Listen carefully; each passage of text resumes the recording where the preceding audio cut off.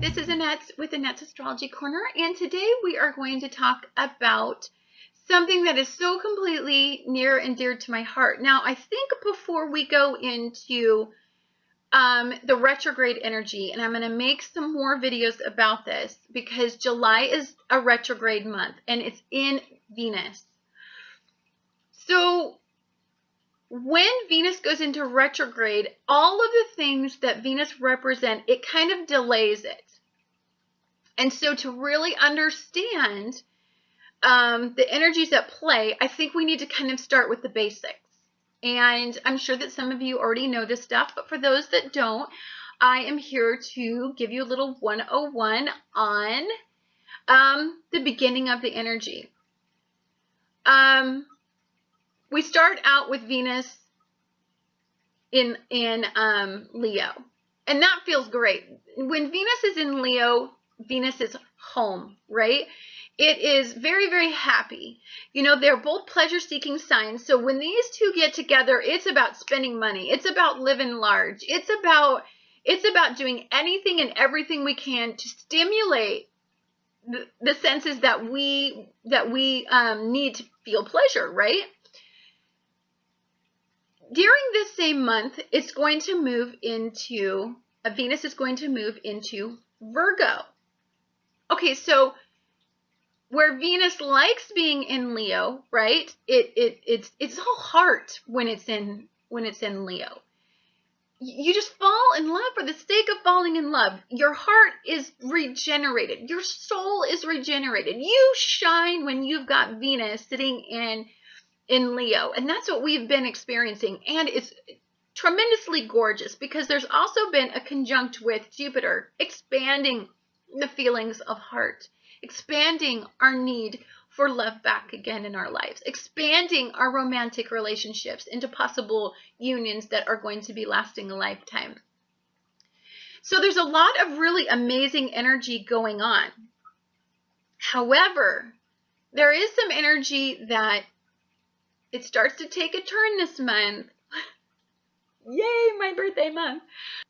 Into Venus in Virgo. It moves. And when it does this, it's like your energy goes from, I love everybody, I love you, this is the best day of my life, I love you, I want to just marry you, I'm just so happy. And, you know, it makes you want to just, you're fired up, your loins are all fired up, and you're in love for the sake of love. And then you go into Venus in Virgo, and it's like, wah, wah. You know, and you want to know why? Because it's debilitated in Virgo. And nobody knows this energy better than me because, sweeties, I have my Venus in Virgo. So I really want to speak today about Venus in Virgo. Now, I will use me a lot in this video. And it's not because I love to talk about myself. It's because I have a master's degree in this particular subject.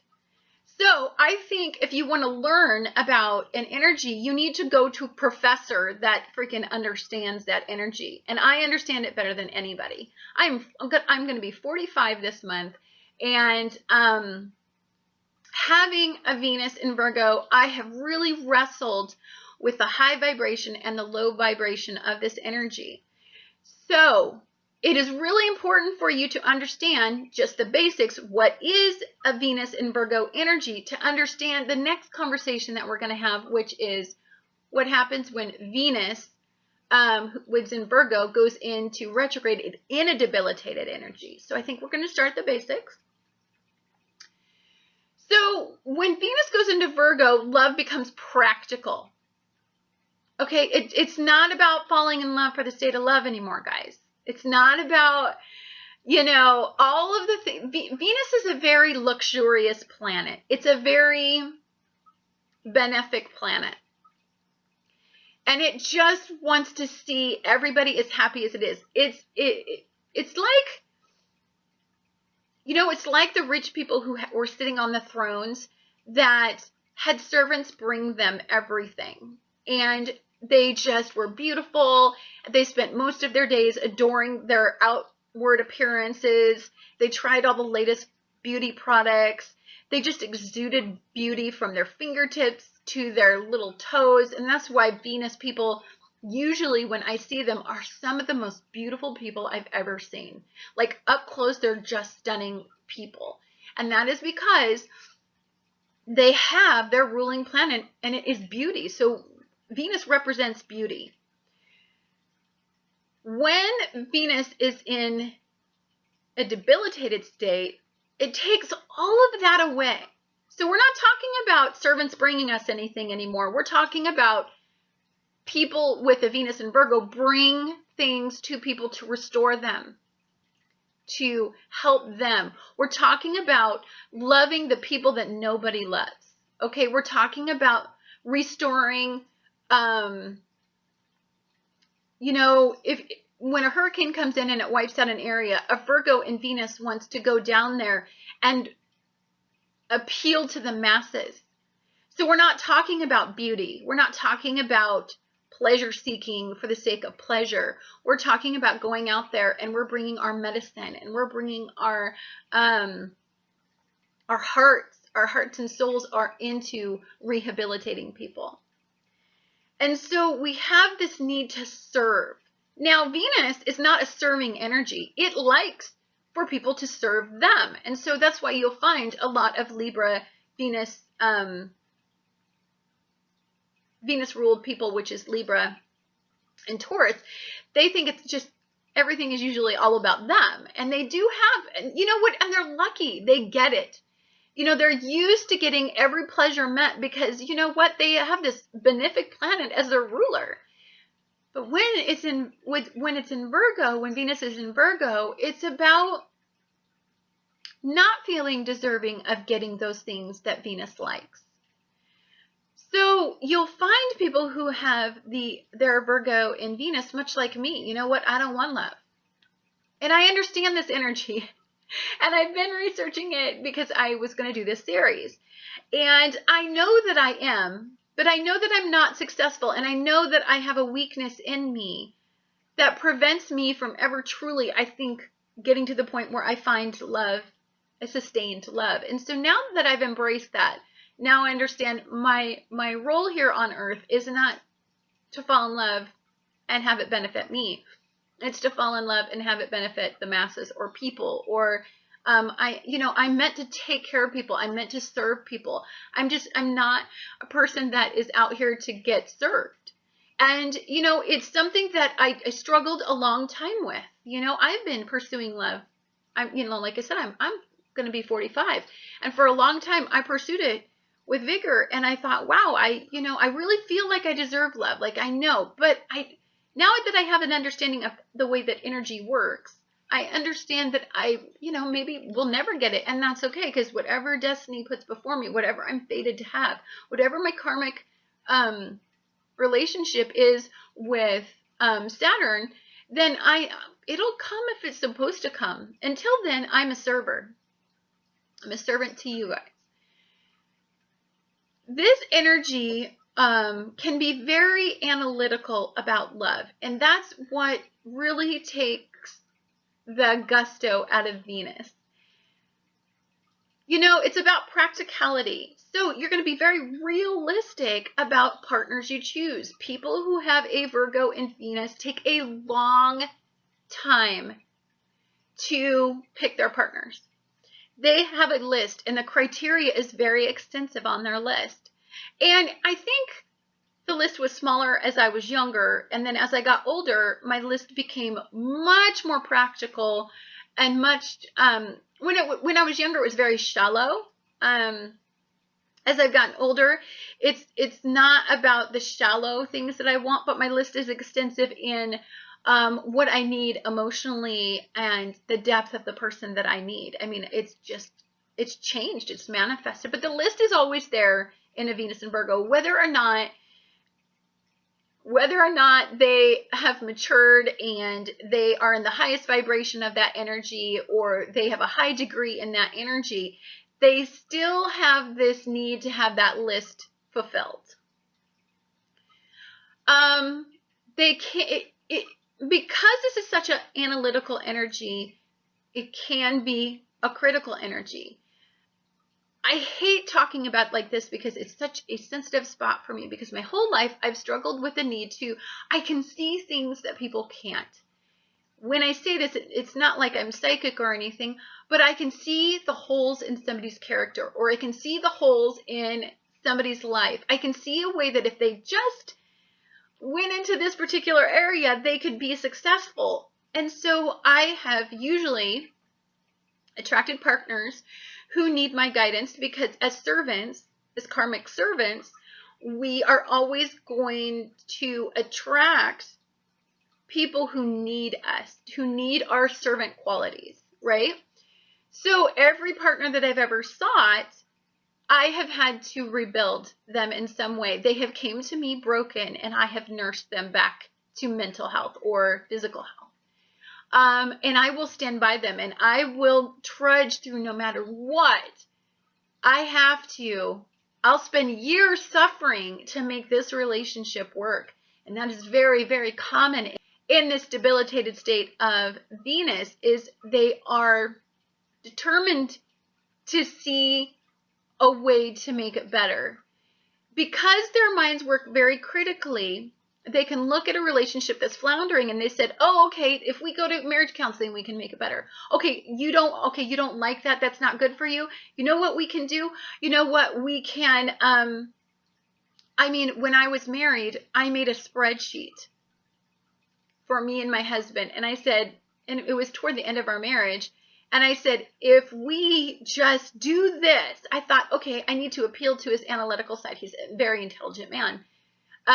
So I thought, I'll make a spreadsheet for you, and if I show you our long-term goal based on these values, then you'll really take me seriously. Because I had asked for counseling for years or whatever. And, so you go, they'll try anything. There is a bag of tricks that every single debilitated Venus and Virgo have. They will work tirelessly in this little bag of their tricks, trying to regenerate and make it better. And they'll do anything and everything. In relationships, I put up with cheating, because I saw that they have a weakness in their character, and that I felt like if I stood by them and I showed them that that is not a strong character, that eventually it would pay off and I would be the one that they work out with. I have put up with unusual circumstances. I have put up with addictions in relationships. I have put up with poor behavior, terribly poor behavior.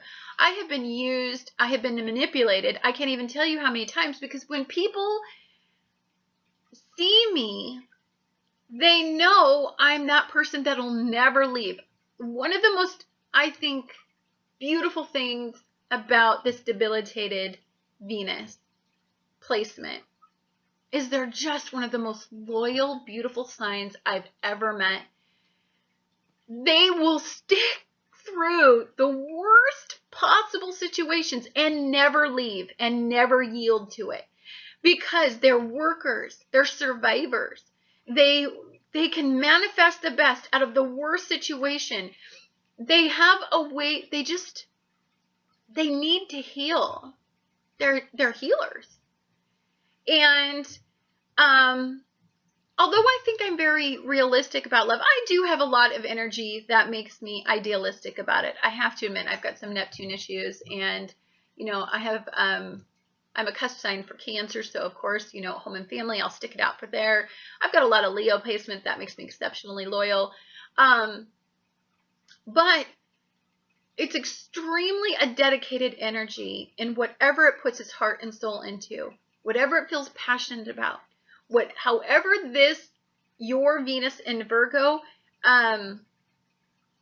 however you seek pleasure, it could be through creative endeavors. You could be working on a cure to cure cancer tirelessly without any thought of what you physically need. Venus and Virgo people put themselves on the back burner. They don't care whoever their partner is, or whatever passionate goal, or whatever creative endeavor that they're on, or whatever pleasurable experience for the other person, they'll try to fulfill it. You'll see a lot of Venus and Virgo placements they'll go the extra mile to please their partners. So, if that partner needs a sexual playmate looking person, these people will become that. They'll starve themselves. They will they'll critically analyze every part of themselves. They'll modify themselves through plastic surgery just to meet that partner's idealistic look. And they think, okay, if I look like that, if I act like that, if I talk like that, they're gonna want me. They're gonna keep me. I'm gonna be what they want. And so they'll beat themselves down. Body issues are big with Venus and Virgo placements. But for me, I've always been very intense on my body. I've always cared about my weight. I've always worked out very intensely throughout my entire life. And I just felt very passionate about staying healthy. I really do monitor what goes into my body. I just actually started a new diet, it's so Virgo and Venus. Placement issues, but I thought I'm only going to eat everything that's been alive. I'm not going to eat any more bread or pasta, things that we have manipulated to make a food source. I'm not going to eat anything more. I'm just going to eat things that have been living. Rice is a carb that I can have. It's not about cutting out carbs, and it's about eating things that is truly going to sustain you. Kind of like I think it's a paleo diet, but I don't respond to the word diet because I will be bad and not do it just because I can. To me, it's about giving my body fuel that I know that will sustain it long term. I mean, I'm 45. I don't want to be physically debilitated by health issues. And that is an actual attribute. If you want a partner that is going to stay hot, physically fit, that's going to try to fulfill your every whim that you have, pick a Venus and Virgo, because they will give you what you ask for and then some. The only thing that I can think of is really tough picking a partner that has their Venus in Virgo is that they're critical of you as well. So as critical as they are about their bodies, as critical as they are about helping, their analytical minds are always working, always thinking of the next best way to tweak this relationship to make it ideal. They have a very idealistic view of everything. And because their mind is this little computer, they can critically analyze their partners to death. So I think one of the things that I've had to master, and I really just figured all this out probably at the age of 44, is that I'm over analytical with my partners. Loving somebody for faults is as important as loving them for their strengths. In fact, loving people's faults is beautiful, and it's pure, and it's what all Venus and Virgos should strive for. If you want to balance out your energy, if you want to build a sustaining life with somebody, please look at how you critically analyze your partners. Not everybody is perfect, and guess what? You are not perfect either. No matter how much you try to nip-tuck everything into perfect shape, no matter how much you work out, no matter how much you look at your life and say, okay, if I make my life this way, I will now be the perfect partner. And then you're stuck in a terrible relationship and you don't understand why. It's because you're debilitated. You're never, ever going to have a perfect relationship. You weren't put here to have a perfect relationship. You were put here to have tragic relationships and restore them and restore each other. And you were put here to accept weakness. As soon as you can embrace the fact that you are not perfect and that your partner is never going to be perfect, I think that's when you'll start to figure out that love is a successful union in your life. Don't get caught up in regressing yourself and hiding yourself away and submerging yourself in work like I'm doing right now. I'm doing it because there is a time in a Virgo's life, in every Virgo and Venus's life, and mark my words on this, that you will need to be selfish and stop serving. You will need to serve yourself. You will need to put all of that energy that you put into your partners and into serving everybody else into yourself. You will need to, if you spent as much time on yourself, and I'm not talking about working out and eating right and all this stuff. I'm talking about your relationship with yourself. If you put as much energy in your relationship with yourself, you will naturally find that balance. So for me, I decided this year, for some reason, I don't know what set it off, but that I needed to build a relationship with myself. I needed to stop pouring my heart and soul into debilitated relationships with others and serving others and serve myself. And it was very difficult and it was very hard. I cut a lot of people out of my life. It's been a truly enlightening experience. It's been gorgeous. I have found parts of me. I haven't found all of me yet, but I'm working on finding the old me, finding the me that's just comfortable being me. Okay, so when I go to my day job, which is teaching, I dummy myself down and I make myself look like a teacher to be accepted in that world. When I was in the medical world, I put my hair up in a bun, wore barely no makeup, and wore sloppy scrubs so nobody would see my body because I didn't want anybody to critically analyze me because I like to work out, because I've been made fun of my whole life for being really into my physical appearance.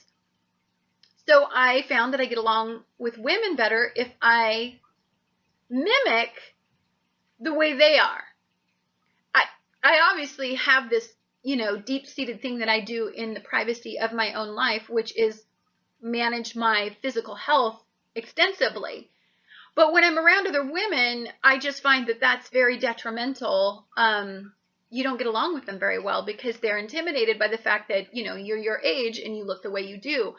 So I found that modifying my appearance to match what they like really helps me get along with people.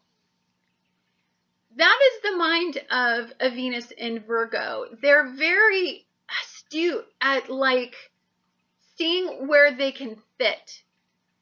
But they lose themselves when they're out there being a mutable energy and molding the clay to match what everybody else wants. Their partners want, their work wants, what their friends want, what their kids need. Like if they're out there constantly making themselves clay and molding themselves into clay and being what everybody else wants, they actually forget who the hell they are. And that's what happened to me. I just forgot.